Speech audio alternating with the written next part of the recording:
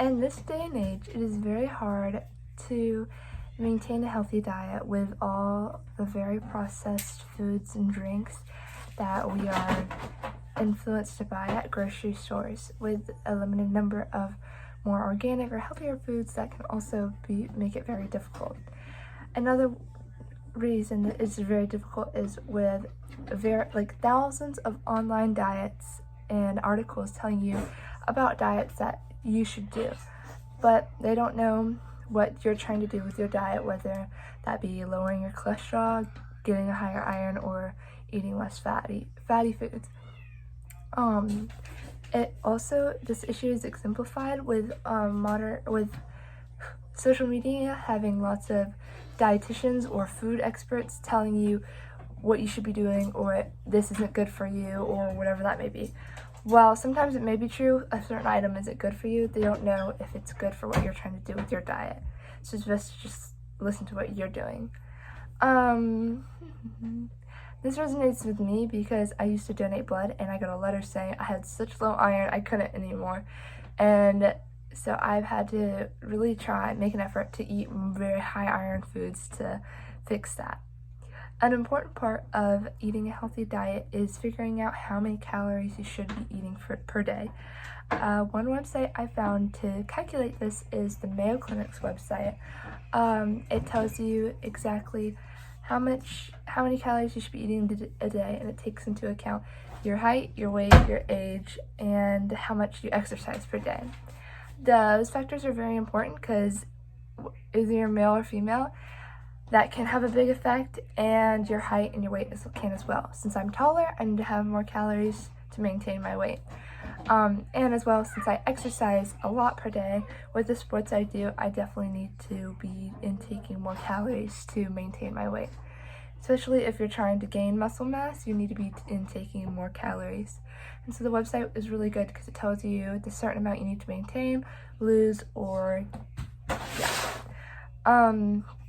The last really important thing is knowing how to read a nutrition label. It's really important because they're almost on every single food, and so they can be really important to tell exactly how much of whatever is in your food. So in this one to start, the calories on there, this number tells you how much per serving size. And so serving size is not the whole can. As you can, there's a second number there.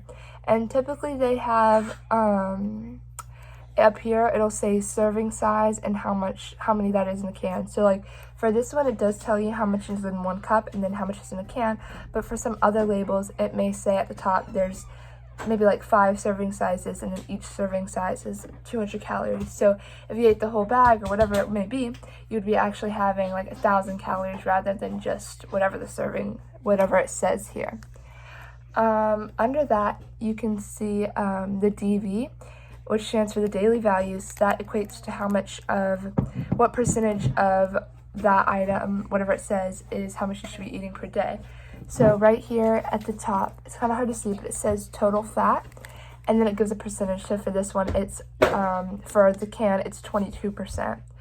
And for cholesterol, it does the same thing, 13, sodium, carbs, protein, and then it also tells you the percentages of like vitamins. It says vitamin D, calcium, iron, and potassium.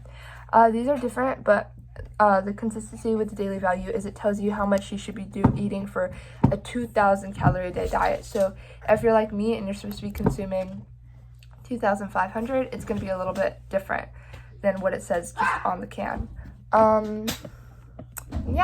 So they also have an ingredient list on right next to it. So if you turn the can a little bit, it has an entire list. And typically at the bottom, it'll be in a little bit more bold, but it'll say contains, this one says contains milk, soy, and wheat.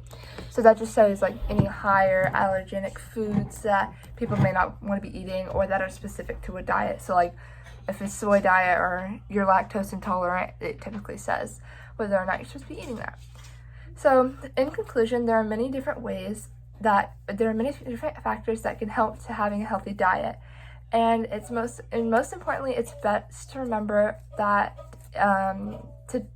to remember what is best for you, not what is best for some random person you see on the internet, but what you need in your body. So yeah, that's all.